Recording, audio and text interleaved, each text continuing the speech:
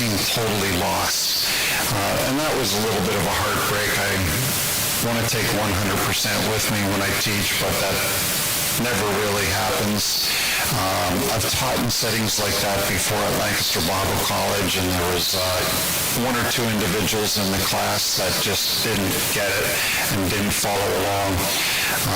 That's just as adjunct faculty, not as, I was never a professor. But most of them were followed very well. I would say 90% or above of the class got at least 80 or above. There was an exam, and I would say 90% of them got 80 or above, a lot of 90s, but there was one or two that got quite lower grades and didn't seem to be able to understand, and I was concerned about that.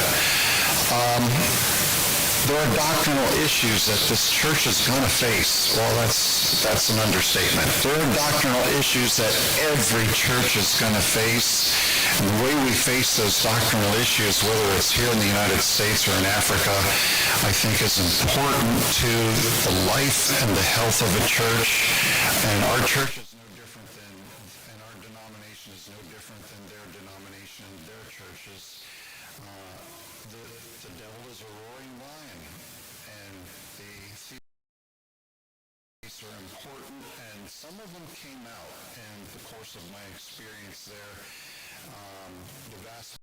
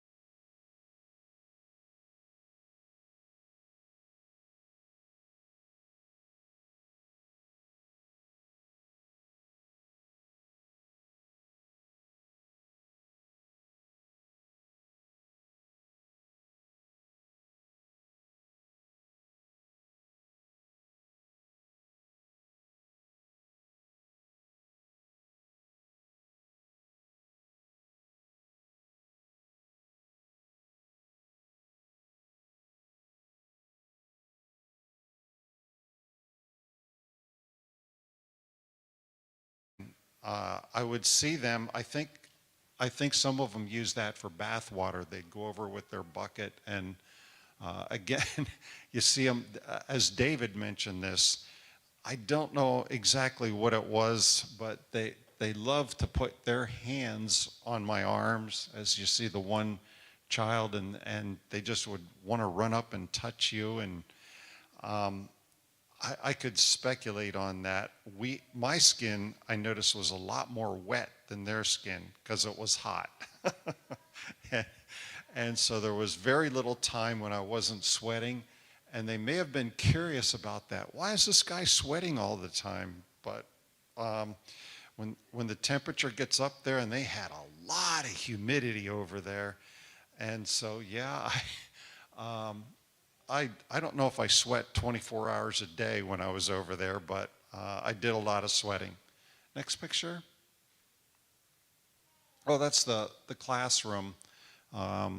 And you can see some of the students along the left and the right there.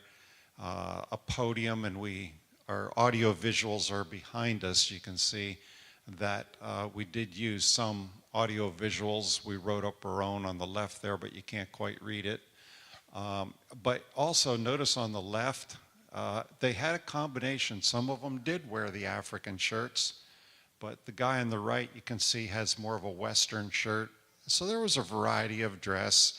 I went over there and I didn't have, this is the only African shirt I bought, and so I fit in okay with my Western shirts. Next. That's our Pastor Josh Miller and taking, pardon? That's okay. And taking his role in the teaching there, he took his turn. And I have no idea what class we're teaching there. I don't remember the pictures, but it's obviously a different session there. The students look a little bit different on the left and on the right. They have different clothing on now. But Josh taught his half of the material, and that's some of that time. Next picture. Oh, if you look, I'm looking over his shoulder. There was one, I don't know how old he was. I would guess 12, 13, 14. He was one of the boys that was auditing. They wouldn't allow, I don't think they allowed him to actually get a certificate. But he was a sharp kid. Maybe I shouldn't call him a kid, but a sharp young man.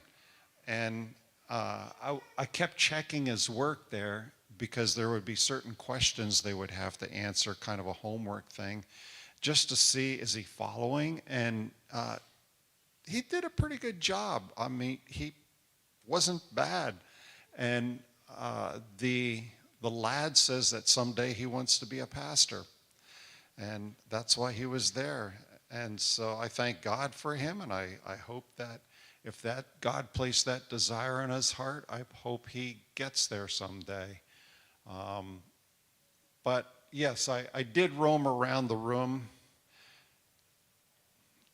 trying to assist some of the students. I didn't want to just give them the answer, and so oftentimes I would hint all around it and hope that they would get it. And some would get it and some wouldn't. But I didn't want to just outright say, here's the answer, bing, bing, bing.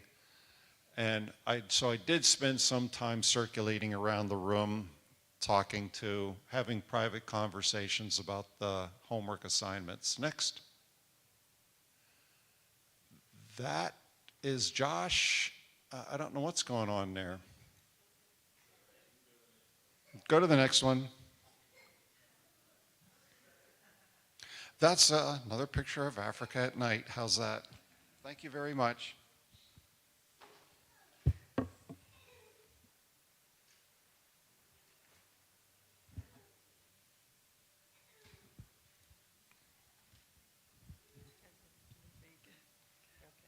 So you might wonder about my hairstyle.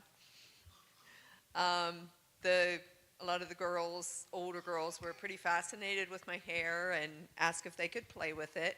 So this was pretty much one of the designs they did. I have a teeny tiny braid up here, and they didn't put any hair ties on the bottom because they don't have to, but I had a couple granddaughters come over and finish me up tonight. So yeah, they enjoyed playing with my hair. And it was, like Don said, you come out of your room and they're all right there. And there were older ones, which you'll see, yeah, maybe I'll say more in the pictures, because I have some pictures up there with the cooking and so on. Huh? Or, I don't know. Okay, if you want to do my pictures. Okay. Oh, yeah. Okay, so this is the cooking. There were two places where they cooked. There was a smaller kitchen, and you'll see where they cooked for us. These are sweet potato leaves, and they are holding the stems of them and cutting them off with a knife, like shaving off the stems with a knife, and that is something that they ate. And there's like teenagers there, and there were a couple older women that came in to help with the cooking while we were there. Go ahead. This is a bunch that I had just read a book to, and they would send, and like Don said, like some of the older children could understand our English, a lot could understand just the Creole, so they would get a teenager that could understand English to come over and to translate the book, and they would, after I would read something funny, then they would translate, then they would laugh. So this is a bunch of the children. They made a funny faces there. Go ahead. And this is, again, the sweet potato leaves. Go ahead. Oops. Yeah, that was the same one. Go ahead. Okay, so this book I saw them reading this book. Is Christine here? Because this is her book. This came over I guess in the container, yeah. So this is Christine's book, and they were reading it, and I had read it to all of them too, and then Christine's picture was in there, so I said, this is the secretary at our church, and she's so happy that you're reading the book. Actually, I think I had read it to them, or no, yeah, caught them reading it, and then we went through the book, and I talked about her and the church and all that, so they were really excited about that. Go ahead. These are the fires where they cooked our food. That's charcoal in there. It comes in a tiny, real thin plastic bag. They hold it over the fire to open it. The charcoal falls out. I helped in the kitchen a day or two, like I do here. And they would cook. Yeah, see the big pot sitting there? You can go ahead. I think it's on top of the fire. This is Precious. Her name is Precious. She grew up in the orphanage. She came as a small child. She grew up in the orphanage. And then left and went to university and met a man in there. She ended up marrying him, and they have a child, which you will see. He is here in Los Angeles now. He won a lottery, they call it, to come to the States to go through university. He has 2 years finished. She says that when he's done with his next 2 years, he will call for her and her son. She came back with her son to help cook for us while we were there. Okay, go ahead. This is Precious and her son, Heavenly Joy. He's a little over 2 years old. And she does a good job as a mom because he kept wanting to be with her, especially the first couple of days they were there. I think, is that my last one? What's that? Oh, yeah, those are Alice's. Okay. Thank you. See if I can read it anyway. No, I'll use this over here. The orphanage in Sierra Leone has 2 places where the children live. This is Wellington Orphanage. It's the lighter building up on the hill there. It's about a half a mile hike up the mountain. You can see Edna cautiously stepping up the road there. That once was a road. This is where the older boys stay. Let's see. The other orphanage is on the main highway in Waterloo. And we would travel back and forth daily to do the projects at the orphanage at Wellington. We stayed at Waterloo.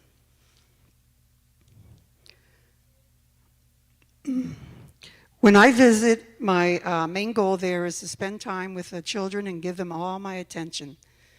To be a mom and a grandma. That's it. And Jesus took a child and put him in the midst of his disciples, and taking him in his arms, he said to them, "Whoever receives one such child in my name receives me, and whoever receives me receives not me, but him who sent me." Well, they received us, crowding around the car so much that there was no room to get out. What a warm welcome, what a gift to us to return and see how they had grown. It's a joy to see the children, hold them, hug them, talk with them, listen to their desires and concerns, and all they want is a chance to be with you and close to you. Hopefully I was able to spend time with each of them. I brought some crafts with me, and we made some flowers, and I did some coloring. Next. Here, bicycles came in the container, and they just had fun.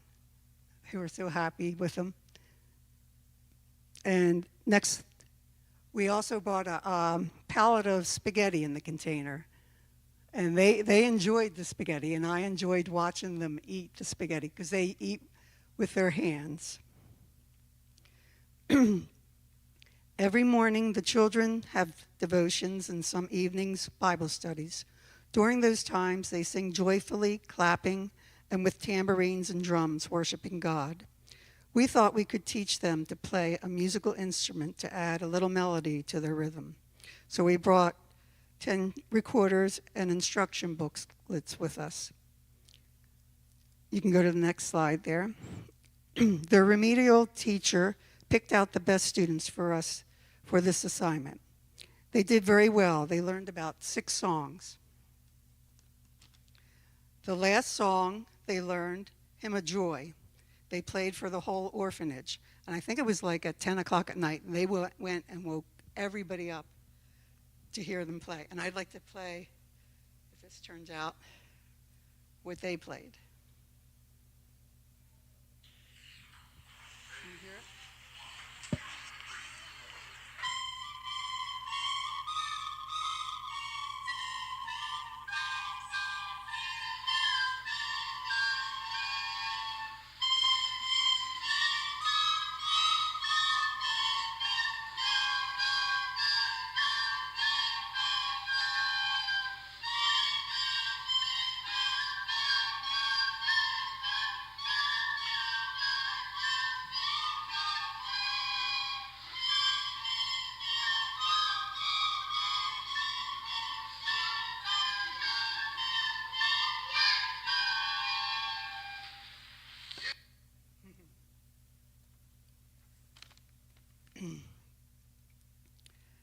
Their teacher is very excited and interested in continuing their lessons and have them learn some more hymns to play during church. Our journey didn't end in Sierra Leone. Once we came home that evening, we had to catch a flight the next morning and attend our son's wedding in Idaho. Due to mechanical problems in Liberia, our flight to Belgium was canceled, and there wouldn't be another flight for 24 hours. That meant missing our flight in the United States to go to the wedding.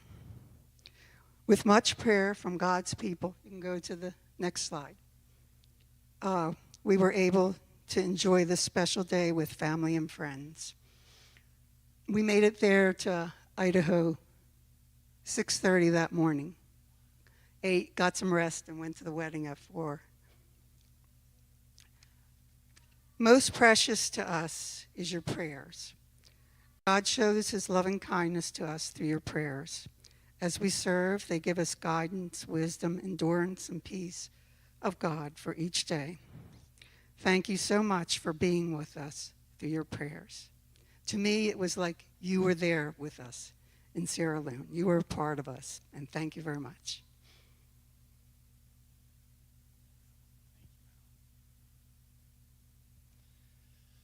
Yeah, that's a great lead-in that we definitely feel that you are with us. The students in the classroom and the children in the orphanage ask lots of questions about the church, so we get to talk about you a lot. And whatever picture is on my phone, they've seen them all. So they scroll through years and years of photos. So if you're in there, you've been seen over there in Africa.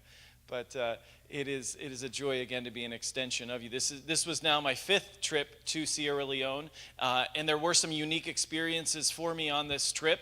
Always there is the journey, the travel to get there is a bit of a challenge. It's about 32 hours of travel between when you leave the parking lot here and drive down to DC for your flight, and then the layover in Belgium, and then the long flights there into Africa, and then the car ride to the orphanage. So it is a bit of a journey. You are tired, but it is always a joyful arrival. The students, no matter how late you arrive, they are there waiting for you, and hand and foot, they want to serve you. So it is a wonderful experience. I had some added challenges this time. The car breaking down was one. We actually had 3 breakdowns with cars. Reminded me of my childhood, and which was awesome. And a lot of them were with the fuel tank. The diesel line broke on the first truck we had, and diesel was all over the engine. That was secured. It took about an hour. That was upon arrival, so that was on the journey from the airport to the orphanage, which is about a 3.5-hour drive, turned into a 4.5-hour drive, being there, stuck on the side of the road. By God's kind providence, we had broken down in a gas station area, so there was lights, which is not typical. Most of the country outside of Freetown runs on generator, and so at nighttime they just shut everything down. It's time to go to bed, but we did have some lights in order for them to work on the car, which was a very we were very grateful for. My other new experience was bed bugs, which is seems to be a common occurrence there in Sierra Leone. And by night 3 or 4, I was just naming them, and we got to be friends there. So it was, I would bring it up in conversation. I mean, with some of the older students there at the orphanage, like, what do you guys do if you have bed bugs? Is there a trick? You know, like, oh, we always have bed bugs, and we'll take our bedding out in the sun, and, you know, sometimes that scares them off, and then we'll bring it back in. I was like, okay.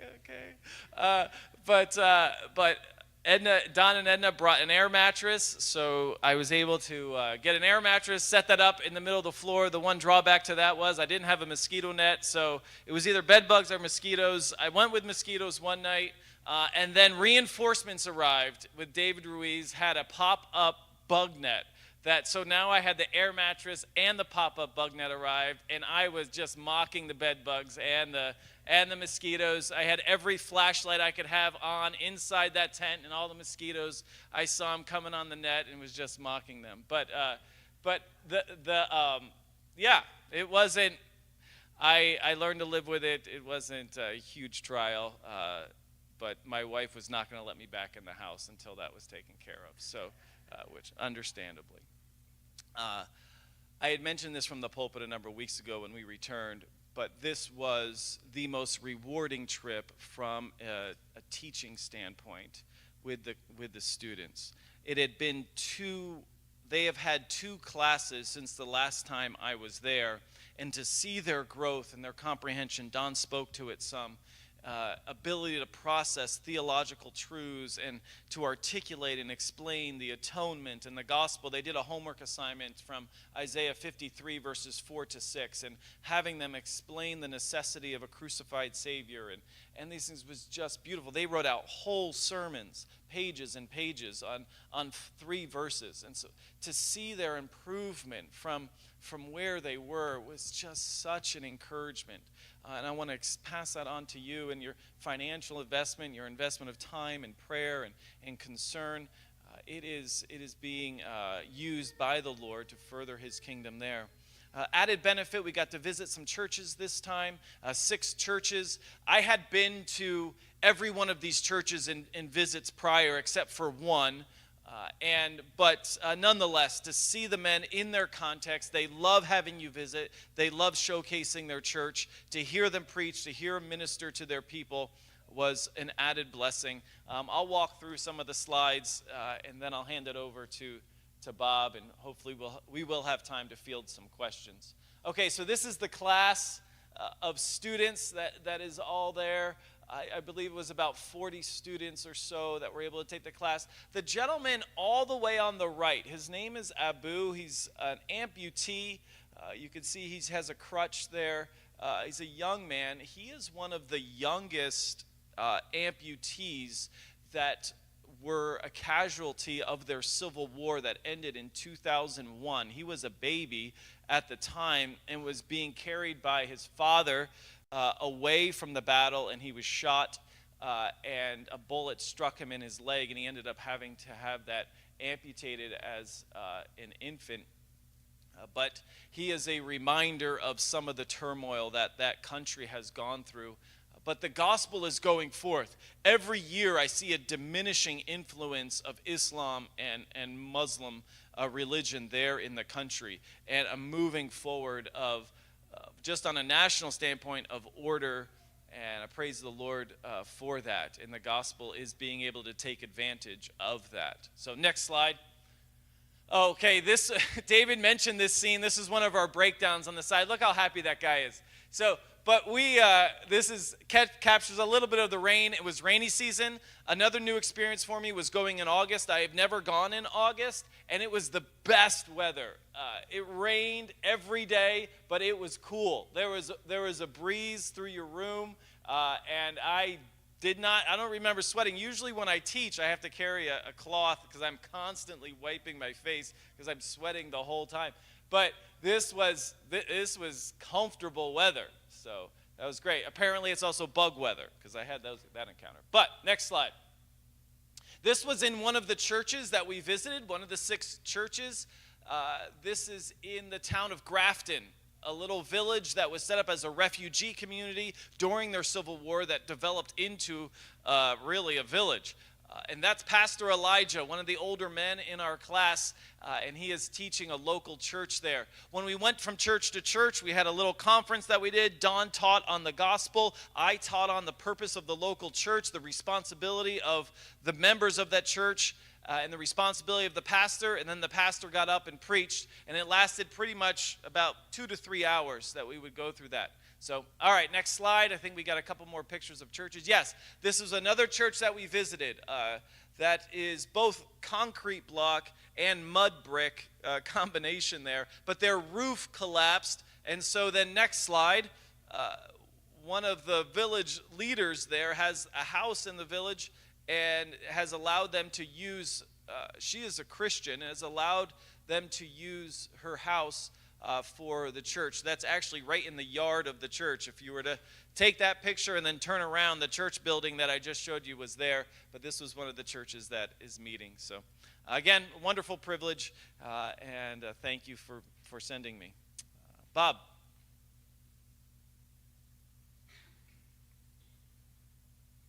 Wow, are we excited yet? We ought to be, because we were excited to be there. We thank you for sending us over there. Before we go too far into this for my presentation, though, what do I always do at the very beginning of my presentations? You've already forgotten. Oh, don't I usually give out money? Okay, so on this side, you just saw a picture of a gentleman with a crutch. His name is Abul. We met him when he was 3 years old. He crawled across the stage in front of us as we were trying to take a picture at the first amputee village that we went to. He had, at that point, had already lost his leg at 3 years old. He's now, we've been going to Sierra Leone for 22 years. He was 3. So on this side, if you are age 16 or less, you tell me how old Abul is right now. Yes? Not quite. 25. So here you go. You get the first. Okay, over on this side. Wow, this is going to be a challenge. There's no children. Oh, there's a couple back there. Okay, so you have to be 16 or under for this question. Okay, so Pastor Josh was speaking earlier, and Don was speaking earlier, and he said that he spoke or he taught for a certain number of hours, and Pastor Josh taught for a certain number of hours, and Pastor Hassan translated for a number of hours. So you tell me what those 3 numbers are.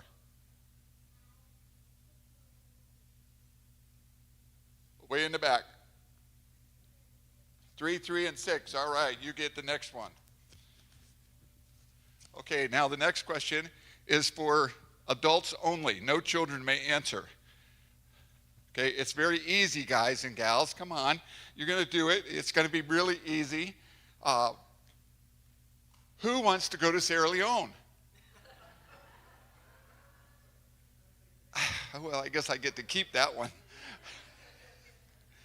Well, we'll get you to Sierra Leone. Don't worry, you'll have a desire to go there.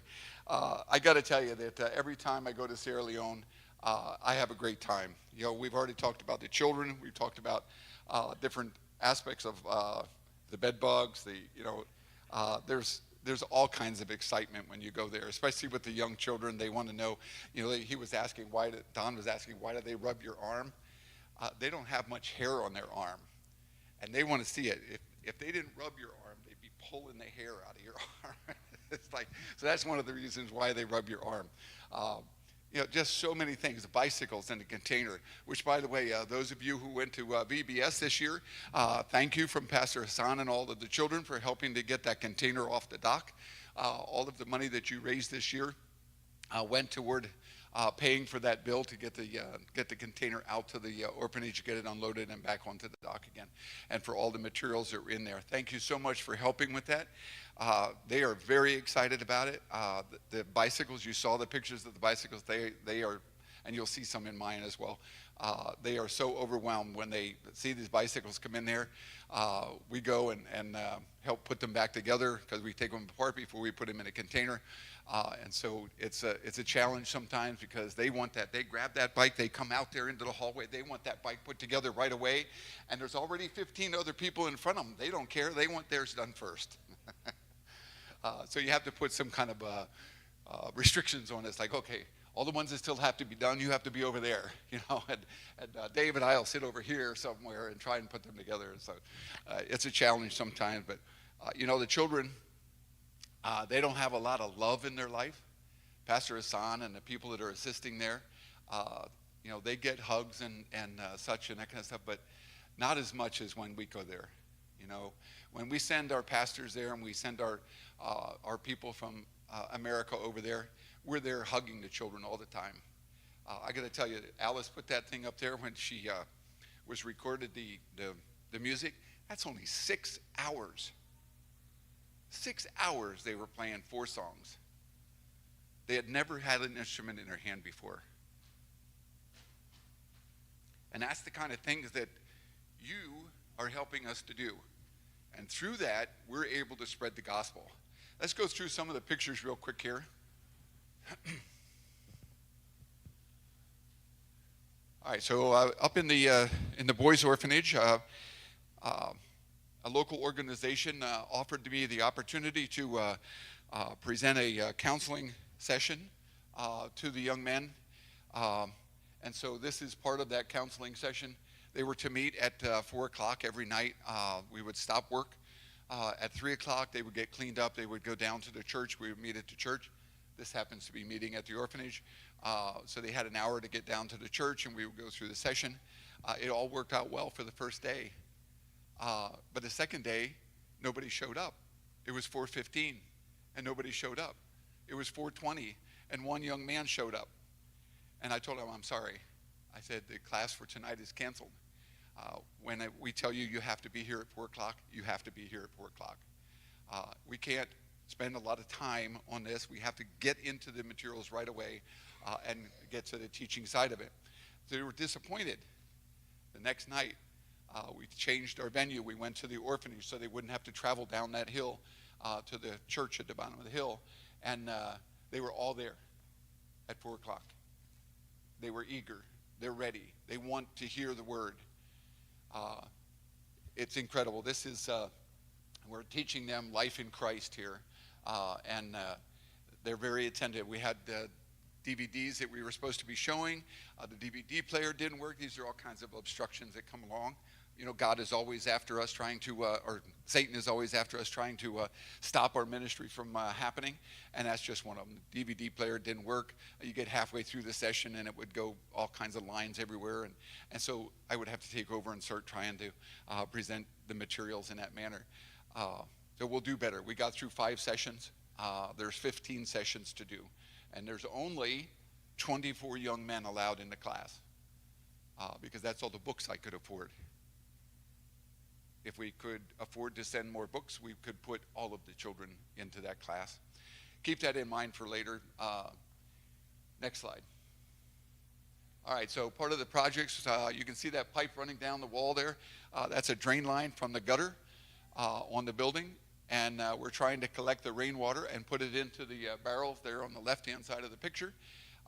We put the barrels and we put that drain line in last year when we were there, but the severity of the system didn't warrant the way it was put in, and so some of the young men climbing on it and different things, and it broke, and we ended up having to put it back together this time. We put it in much more secure this time, and so now they will be able to fill up. There's about 2,500 liters of water that will be gathered in those 2 containers, and 3 containers, and then 2 containers up on the other roof that will be used for showers. Go ahead, next slide. Showers, toilets, etc. Here we wanted to show you, this slides are kind of backwards, you'll see on the next slide, but there's no fittings for pipes. You have to make your fittings. Pastor Josh learned the very first year he went there, it's like, well, how do you do this? You stick it in the fire and you warm it up and the pipe melts. Yeah, well, you got to stop before it melts and get it out and maneuver it, and then you make a sleeve and then you glue it together, just like you would have a bell housing on. Go ahead, next slide. Okay, the fire's gone. So here's us putting together some of the bicycles, and everybody is excited about the bicycles. This is the second container that we've sent over with multiple bicycles. All but 7 of them are still there. Those 7 went out to pastors out in the outer outskirts of the country, so that the pastors could get around to their parishioners. Go ahead, next slide. This is part of the painting job, or what's left of the painting job. These young men were required, because of the paint aspect, they had to scrape all the walls because they had painted them with latex paint over top of an oil-based paint. Well, that doesn't work. It holds for a little while and then it starts to fuzz off and stuff. So they had to scrape all the walls, floor to ceiling, all the way around, anywhere that we were required to paint. And so that's why he looks a little white. Next slide. Here we are finishing up the painting. They're actually painting the ceiling there. You can see the super fine job they did on the brown walls. Those were just patchworks of repairs and such, and now you've got a nice clean straight line of everything in that facility. That's the assembly hall on the Wellington Orphanage. Go ahead, next slide. Here we're working on the electricity. Last year we installed electric into the assembly hall, and sometime between then and now, someone came in and stole all the electric out of the building. They climbed up through that hole in the ceiling and just cut the wires and took it out and took it to salvage. Go ahead, next slide. Okay, how did airplane? What's this airplane doing in Sierra Leone? That airplane is in Bolivia. Alice and I are leaving for Bolivia in 3 days. We need your prayers. We're going to be building a bridge that airplane has to be able to get across at a village where I have only been to for an hour and a half to see the project. So we're going to talk a little bit about future and what's coming up. Obviously, if somebody wants to go along with us on Wednesday, you got to have your passport. You got to have your ticket right away. That might cost a little bit for you to do that. There's fires going on right now in Bolivia, which is hindering the operation of aircraft throughout the country. So there's a possibility that we will have to use other means of transport to get to the village, including possibly trucks. No cars will go there. Canoes and footwork to get to the village. But I want to tell you how dedicated the people of the village are to getting this project done. When we were there the first time, I explained to them that you've got to get this work done ahead of time. And once it's finished, then the materials will arrive for the bridge to be made. They call it a bridge, but when you'll see it's not quite a bridge. But and so 2 weeks after we returned from this previous trip to Bolivia, they sent us pictures where they had completed all of the work that we had asked them to do. They had dug the trench out, tamped down the dirt, refilled the trench, tamped it down again, and continued to tamp it down to bring it up to the level that we needed it to. They sent me an email this past week and they asked me, how many buckets of stone do we need? And I'm going like, buckets? No, it's not buckets, it's tons. How many tons of stone do you need? So think about that. How many buckets is it going to take to even make 1 ton? And they're 5-gallon buckets. Well, the problem is they have to go upriver. They take their canoes upriver. They find the shelf where they get the stones from it. They pile the stones into the canoe. They navigate the canoe back down to the river to the side of their village. And then they take buckets and they carry the stone to the runway. That's dedication. That's what they want. They know what their goal is, and they are desirous to achieve that goal as quickly as possible. What will happen when this bridge is put in is that the airplane will no longer have to sit on the runway, but will now be able to go up a slight incline, 300 plus yards to their village, where it can then be offloaded. Until this bridge gets put in, they have to unload the plane into their pickup trucks. They have pickup trucks in this village? No, I don't think so. They have, that's right, they have wheelbarrows. And then they have to take their pickup truck wheelbarrows up to their village with the goods and stuff that come out of there. So they're dedicated. So what's coming up after Bolivia? We've been talking to Alaska. Alaska's kind of, I'm not sure what's happening there, to be honest. It doesn't look like we're going there because they're just not quick enough to get answers for us. For those of you who don't know, it takes at least 9 months to put together a trip.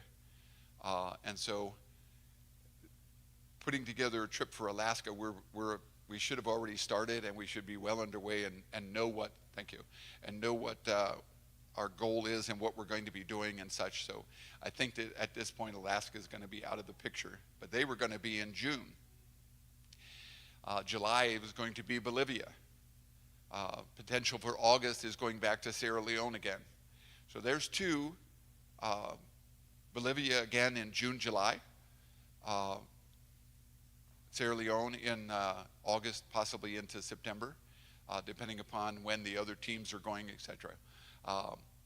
So if you're interested in going, the first thing you have to do, and you ought to do this right now, is go and apply for a passport.